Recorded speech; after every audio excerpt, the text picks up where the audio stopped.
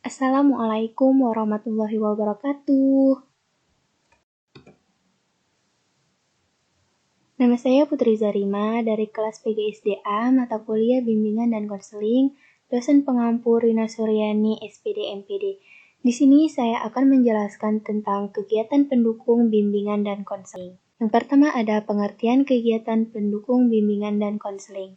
Kegiatan pendukung bimbingan dan konseling adalah usaha untuk mengumpulkan data-data dan keterangan tentang diri peserta didik atau klien dan keterangan tentang lingkungannya, baik itu di lingkungan keluarga, sekolah, ataupun lingkungan sekitarnya.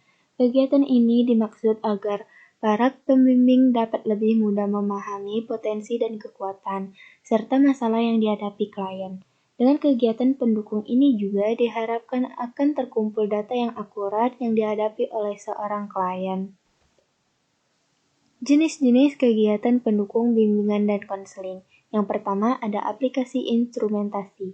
Aplikasi instrumentasi adalah upaya pengungkapan melalui pengukuran dan memakai alat ukur atau instrumen tertentu. Yang kedua ada himpunan data. Himpunan data adalah kegiatan untuk menghimpun seluruh data dan keterangan yang relevan dengan keperluan pengembangan peserta didik. Yang ketiga ada konferensi kasus. Konferensi kasus adalah kegiatan untuk membahas permasalahan peserta didik dalam suatu pertemuan yang dihadiri oleh pihak-pihak yang dapat memberikan keterangan, kemudahan, dan komitmen bagi terentaskannya permasalahan klien. Yang keempat adalah kunjungan rumah.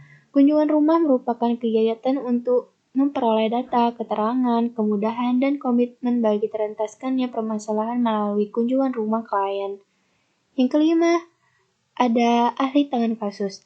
Ahli tangan kasus merupakan kegiatan untuk memperoleh penanganan yang lebih tepat dan tuntas atas permasalahan yang dihadapi klien dengan memindahkan penanganan kasus ke pihak lain yang lebih kompeten, seperti kepada guru mata pelajaran atau konselor, dokter, serta ahli lainnya. Dengan tujuan agar klien dapat memperoleh penanganan yang lebih tepat dan tuntas atas permasalahan yang dihadapinya. Fungsi kegiatan ini adalah pengentasan. Tujuan kegiatan pendukung bimbingan dan konseling. Tujuan kegiatan pendukung bimbingan dan konseling dibedakan menjadi dua, yaitu tujuan umum dan tujuan khusus.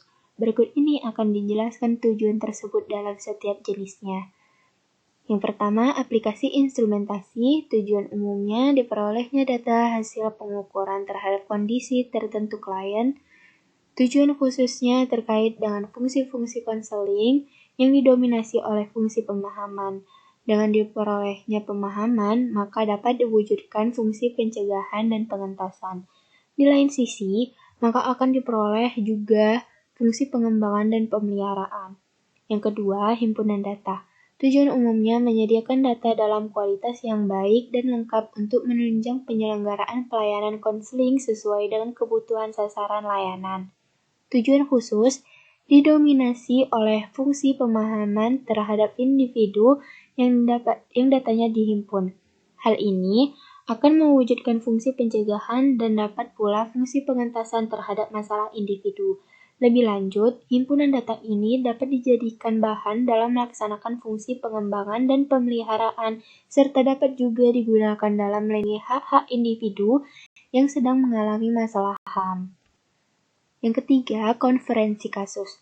Tujuan umum, memperoleh keterangan dan membangun komitmen dari pihak yang terkait dengan memiliki pengaruh kuat terhadap klien dalam rangka pengentasan permasalahannya. Tujuan khususnya, diperolehnya gambaran yang lebih jelas, mendalam, dan menyeluruh tentang permasalahan yang dihadapi oleh klien, serta terkomunikasinya sejumlah aspek permasalahan kepada pihak-pihak yang berkepentingan, sehingga penanganan permasalahan menjadi lebih mudah dan tuntas. Yang keempat, kunjungan rumah. Tujuan umumnya diperolehnya data yang lebih lengkap dan akurat berkenaan dengan masalah klien serta digalangnya komitmen orang tua atau anggota keluarga lainnya dalam rangka menyelesaikan masalah. Tujuan khususnya agar terpahaminya permasalahan klien dan upaya pengentasannya dapat mencegah timbulnya masalah lain lagi, serta mewujudkan fungsi pengembangan dan pemeliharaan serta advokasi. Dan yang terakhir, alih tangan kasus. Tujuan umumnya adalah klien mendapatkan layanan yang optimal atas masalah yang dihadapinya. Tujuan khususnya, terwujudnya fungsi konseling terutama dalam upaya pengentasan masalah klien. Layanan ini juga mewujudkan upaya pemahaman dan pencegahan serta pengembangan dan pemeliharaan. Berikut ini adalah daftar pustakanya. Terima kasih.